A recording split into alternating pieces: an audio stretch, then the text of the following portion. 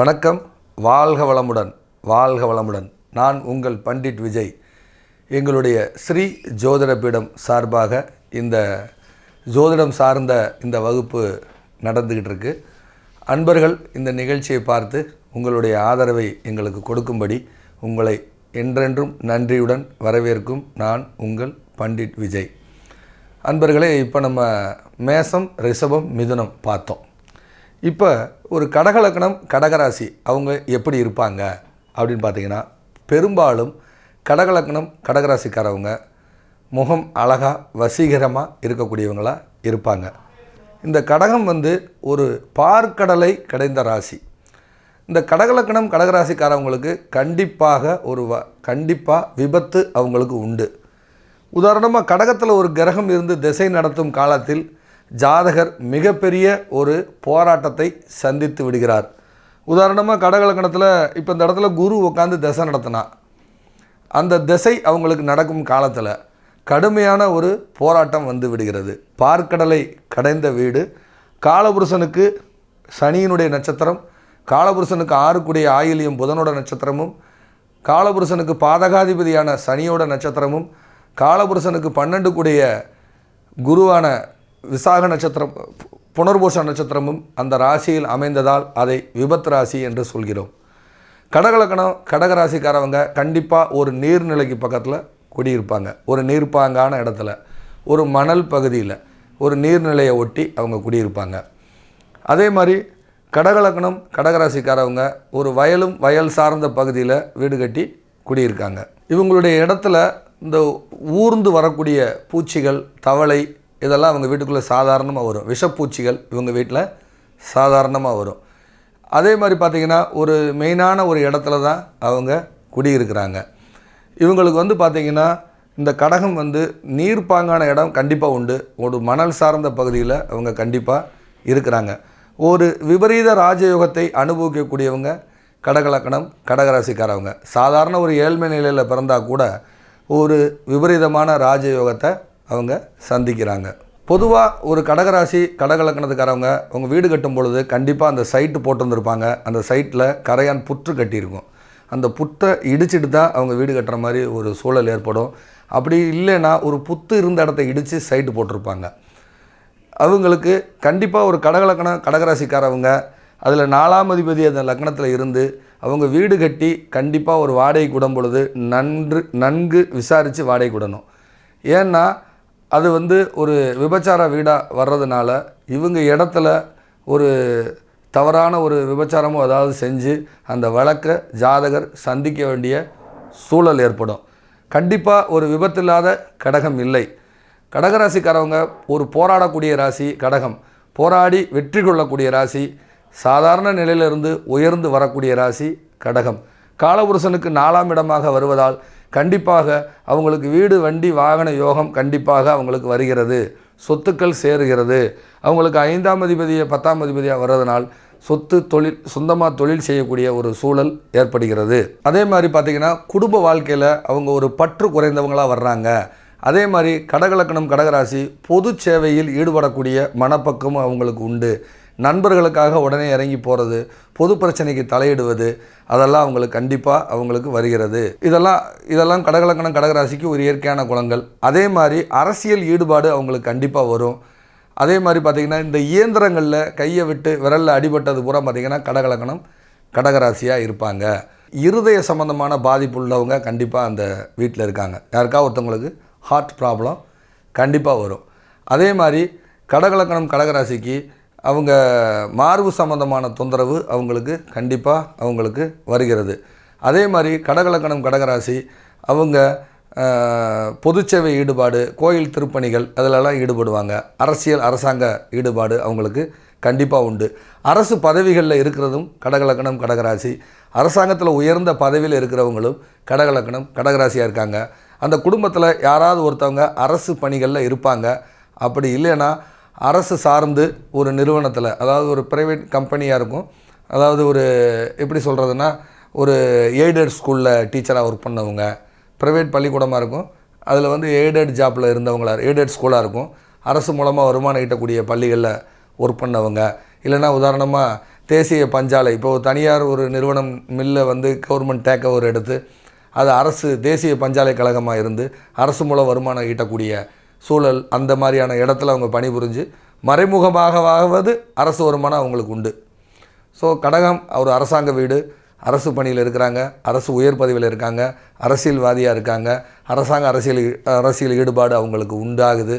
அதே மாதிரி பொதுச்சேவையில் ஈடுபாடு செஞ்சு ஒரு கெட்ட பெயரும் அவப்பெயரும் அவங்களுக்கு வருகிறது. ஸோ பொதுச்சேவை ஈடுபாடு கண்டிப்பாக அவங்களுக்கு உண்டு. இது கடகலக்கணம் கடகராசியினுடைய இயல்பான ஒரு விஷயம். போராடக்கூடிய ராசி அந்த ராசி. இப்போ அதில் வரக்கூடிய நட்சத்திரங்களை பற்றி நாம் எடுத்து பேசுவோம். நம்ம ஏற்கனவே புனர்பூச நட்சத்திரம் நம்ம மிதுன ராசியில் சொன்னோம். அதனுடைய பகுதி இந்த கடகத்தில் வருது. ஸோ மிதுனத்தில் என்ன சொன்னோமோ அதே விஷயந்தான். புனர்பூச நட்சத்திரம் வந்து ஒரு தேசாந்திரம் போகக்கூடிய நட்சத்திரம். புனர்பூச நட்சத்திரம் வந்து ஒரு தவறுதலான ஒரு அட்ரஸ் தேடி அலையக்கூடிய ஒரு நட்சத்திரம். முதல் தொழிலில் நஷ்டமடைந்து இரண்டாவது தொழில் செய்ய ஏற்ற நட்சத்திரம் அந்த நட்சத்திரம்னு ஏற்கனவே நம்ம சொல்லியிருக்கிறோம். அதே மாதிரி புனர்பூச நட்சத்திரம் வந்து பார்த்திங்கன்னா அடுத்தவங்களுக்காக உதவி செய்யக்கூடிய ஒரு நட்சத்திரம், நண்பர்களுக்காக உதவி செய்யக்கூடிய ஒரு நட்சத்திரம், நண்பர்களுக்காக கஷ்டத்தையும் தாங்கக்கூடிய நட்சத்திரம் புனர்பூச நட்சத்திரம். பூச நட்சத்திரம் வந்து பார்த்திங்கன்னா கண்டிப்பாக தந்தைக்கு ஒரு இருதய நோய் ஏற்படுகிறது. தாய் தந்தை ஒரு பிரிந்த வாழ்க்கையை சொல்கிறது. அதே போல் திதி கொடுக்காத மரணங்களையும் தந்தை வழியில் காணாமல் போனவர்களை பற்றியும் சொல்கிறது. நெஞ்சு வலி சம்பந்தமான இருதயம் சம்பந்தமான நோய் பூச நட்சத்திரத்திற்கு வருகிறது. ஆயிலிய நட்சத்திரம் அவங்க வந்து பார்த்திங்கன்னா அது வந்து ஒரு நலபாக நட்சத்திரம். இந்த ஆயிலிய நட்சத்திரத்தை இப்போ உதாரணமாக ஒரு பூனையை அவுத்து விட்டோம்னா யார் ஆயிலிய நட்சத்திரமோ அவங்க மடியில் தான் போய் உட்காரும். அது ஒரு பூனையினுடைய நட்சத்திரம். இந்த ஆயிலிய நட்சத்திரம் வந்து பார்த்திங்கன்னா உணவு சாப்பிடுவதில் ரொம்ப ருசிச்சு சாப்பிடக்கூடிய ஒரு நட்சத்திரம். ஒரு ஆயிலிய நட்சத்திரக்காரவங்க சமையல் பண்ணாங்கன்னா அவ்வளோ டேஸ்ட்டாக பண்ணுவாங்க. நல மகாராஜாவுடைய நட்சத்திரம். இந்த ஆயிலிய நட்சத்திரத்துக்கு பெரும்பாலும் ஒரு திருமண வாழ்க்கை ஒரு சரியாக அமைவது இல்லை. அதே மாதிரி ஆயிலிய நட்சத்திரக்காரவங்க நேரத்துக்கு சாப்பிடணும்னு நினைப்பாங்க. அதே மாதிரி ஒரு வாகனத்தை ஒரு ஆயிலிய நட்சத்திரக்காரவங்களை கூப்பிட்டு ஒரு காரை கழுவ சொன்னால் கிளாஸை மட்டும் தொடச்சிட்டு வாகனத்தை ஸ்டார்ட் பண்ணிடுவாங்க. இந்த பூனை எப்படி சாப்பிட்டு தன் நாவால் தன்னுடைய உதடுகளை துடைத்து கொள்கிறதோ, உதடுகளை மட்டும் துடைத்து கொள்கிறதோ, அதே போல் அந்த கண்ணாடி மட்டும் தொடச்சிட்டு வாகனத்தை இயக்குவாங்க. பூனையினுடைய குணம் ஆயிலியத்துக்கு உண்டு. ஸோ கடகராசியில் இருக்கக்கூடிய அந்த புனர்பூசம் பூசம் ஆயிலியத்தை பற்றி நாம் தெரிந்து கொண்டோம். மேலும் இனி பாவகங்களை பற்றி நாம் தெரிந்து கொள்வோம். லக்னத்தை பற்றி நாம் ஏற்கனவே முழுவதும் கடகலக்கணம் கடகராசியினுடைய குணத்தை சொன்னதுனால அதை விட்டு இரண்டாம் இடம் சூரியனை பார்ப்போம். இரண்டாம் இடம் சிம்மம். ரெண்டாம் அதிபதியாக சூரியனாக இருப்பதால் கடகலக்கணத்திற்கு அரசாங்கத்தின் மூலம் வருமானம் ஏற்படுகிறது. பெரியம்மாவாக இருந்தாங்கன்னா பெரியம்மா வந்து கொஞ்சம் ஒரு பிரபலமானவங்களாக இருப்பாங்க. அதே மாதிரி இவங்களுடைய வருமானம் அரசு மூலம் வருமானம் ஈட்டுகிறது. இவங்களுடைய கண், இவங்களுடைய பல்லு எல்லாமே கொஞ்சம் பெருசாக இருக்கும். அதே மாதிரி கண் நேத்திரம் சம்பந்தமான பாதிப்பு அவங்களுக்கு வருகிறது. ஏன்னா இரண்டாம் இடம் சூரியனாக வருவதால், இரண்டாம் இடம் குடும்பஸ்தானாதிபதி சூரியனாக வருவதால் குடும்பத்தின் மீது கொஞ்சம் பற்று குறைவாகவும் பொருளாதாரம் சிறப்பாகவும் அரசாங்க வருமானம் ஈட்டக்கூடியவங்களாகவும் அவங்க இருக்கிறாங்க. அவங்களுடைய கண்ணும் அவங்களுடைய பல்லும் மிக பெரியதாக இருக்கும். பேச்சில் நேர்மை இருக்கும்னு விரும்புவாங்க. ரெண்டாம் இடம் சூரியனாக வருவதால் தெளிவாக பேசுவாங்க, ஆலோசனை பண்ணி முடிவெடுப்பாங்க. அதே மாதிரி அவங்களுடைய பேச்சு வந்து நிறைய ஒரு ஷார்ப்னஸ் இருக்கும், பேச்சு சரியாக இருக்கும். அதே மாதிரி இவங்களுக்கு மேடை பேச்சு ரொம்ப அற்புதமாக கடகலக்கணம் கடகராசிக்கு இயற்கையாக வரும். இந்த லக்னத்திற்கு 3 குடையவரே 12 குடையவர். சகோதரரால் கண்டிப்பாக விரயம் உண்டு. சகோதரர் வெளிநாடு போய் படிப்பார். 3ஆம் இடம் சகோதரம், 12ஆம் இடம் வெளிநாடு. 3ஆம் இடம் சகோதரம், 12ஆம் இடம் விரயம். சகோதரனால் கண்டிப்பாக விரயம் உண்டு. அதே மாதிரி இவங்களுடைய 3ஆம் இடம் ஆவணம், டாக்குமெண்ட்டு, ரெக்கார்டு, அதை கண்டிப்பாக இவங்க சேஃபாக வச்சுக்கிறணும். அப்படி இல்லைன்னா அதை மிஸ் பண்ணிடுவாங்க. ரெக்கார்டை தொலைச்சி அதனால் அவங்க ஒரு பிரச்சனையை வாழ்க்கையில் சந்திப்பாங்க. அதே மாதிரி ரெக்கார்டு ஆவணங்கள் சரியாக இருக்கணும். ஸோ சரியாக இல்லாமல் அதனால் இடத்துல ஒரு பிரச்சனையும் பாதிப்பும் வரும். அண்டை அயலார் தொல்லை உண்டு. இவங்க இடத்த யாராவது ஒருத்தவங்க ஆக்கிரமிப்பாங்க. அப்படி இல்லைன்னா இவங்க போய் இன்னொருத்தருடைய இடத்த ஆக்கிரமிப்பாங்க. இடத்தினால ஒரு வழக்கும் விரயமும் பிரச்சனையும் உண்டு. உறவுகளால் ஒரு பிரச்சனையும் வழக்கும் விரயமும் ஜாதகருக்கு உண்டு. 4 குடையவரே 11 குடையவர், தாய் அழகானவர், தாயார் பேரில் சொத்து இருக்கும். அதே போல் மூத்தவங்களுக்கும் சொத்து உண்டு. இந்த லக்கணத்துக்கு சுக்கிரன் பாதகாதிபதியாக வருவதால் பெரும்பாலும் கடகலக்கணத்து ஜாதகர்களுக்கு உறவுகளால் சுகப்படுவது இல்லை. உறவுகளை விட்டு அவங்க விலகி இருப்பது அவங்களுக்கு மிகப்பெரிய சிறப்பை தரும். 4ஆம் இடம் உறவு, 11ஆம் இடம் பாதகம். உறவுகளால் கண்டிப்பாக பாதகம் உண்டு. 4ஆம் இடம் தாயார் பேரில் சொத்து உண்டு. 4ஆம் இடம் தாயாக வருவதால், 4ஆம் இடம் சுக்கிரனாக வருவதால் தாய் அழகானவர், தாய் பொறுப்பானவர், தாய் நிர்வாகம் செய்யக்கூடியவர். அந்த லக்கணத்திற்கு 4க்கும் 11 கூடியவர் சுக்கிரனாக வருவதால் மூத்தவர்கள் பேரில் சொத்தும் உண்டு. மூத்தவர்களுக்கு பொருளாதாரமும் உண்டு. 11ஆம் இடம் மூத்தவர்கள், அவங்களுக்கு பொருளாதாரமும் உண்டு. மூத்தவர்கள் பேரில் சொத்தும் உண்டு. மூத்தவர்கள் வாழ்க்கை பாதிப்பும் உண்டு.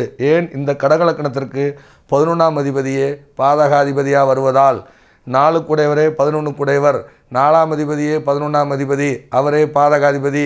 தாயுடைய அன்பு கிடைப்பதில்லை. தாயுடன் நெருங்கி அவர்கள் வாழ்வதில்லை. தாயை பிரிந்தே அவர்கள் பெரும்பாலும் வாழ்கிறார்கள்.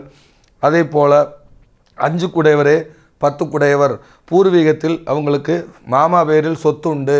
பூர்வீகத்தில் சொத்து இருக்கும். சொந்த தொழில் பூர்வீகத்தில் செய்ய வேண்டும் என்ற ஆசை அவர்களுக்கு இருக்கும். மாமா ஊருக்குள் கௌரவமானவர், மாமா பேரில் சொத்து இருக்கும், செவ்வாயாக வருவதால். அதே போல் குழந்தைகள் பேரில் சொத்து இருக்கும். குழந்தைகள் பேரில் தொழிலை தொடங்குவார்கள். 5ஆம் இடம் குழந்தை, 10ஆம் இடம் தொழில். குழந்தை பிறந்தவுடன் ஒரு கர்மம் நடக்கும். குழந்தைக்கு ஒரு 5 வயதிலோ அல்லது 10 வயதிலேயோ ஒரு கர்மம் நடக்கும். குலதெய்வம் பெரும்பாலும் காவல் தெய்வமாக வருகிறது. பூர்வீகத்திலேயே குலதெய்வம் பெரும்பாலும் இருக்கும். 5ஆம் இடம் மாமாவுடைய பெயரில் தொழிலை தொடங்குவார்கள் அல்லது குழந்தை பெயரில் தொழிலை தொடங்குவார்கள். இவங்களுக்கு 6ஆம் அதிபதியே 9ஆம் அதிபதியாக வருவதால் யாருக்கும் இவங்க ஜாமீன் கையெழுத்து போடக்கூடாது. தந்தையினுடைய பாசம் ஜாதகருக்கு கிடைப்பதில்லை. இவங்களுக்கு தந்தைக்கு கடன், நோய், வழக்கு, விபத்து தந்தை பேரில் உண்டு. தந்தைக்கு ஒரு சர்ஜரி உண்டு. அதேபோல் இவங்க கல்வி கடன் வாங்கி உயர்கல்வி படிப்பார்கள். 6ஆம் இடம் கடன், 9ஆம் இடம் உயர்கல்வி. நீண்ட தூர பிரயாணம் சென்று படிப்பதற்கான யோகம் ஜாதகருக்கு உண்டு. தந்தையுடைய சுகத்தை, தந்தையினுடைய பாசத்தை ஜாதகர் அனுபவிப்பதில்லை. தந்தை பொது சேவை செய்யக்கூடியவராகவும், தந்தை கோயில் கும்பாபிஷேகம் பண்ணக்கூடியவராகவும், இதெல்லாம் அவங்க தந்தை ஆசிரியர் பணி, அரசு உத்தியோகத்தில் பணிபுரிந்தவர்களாக இருப்பார்கள்.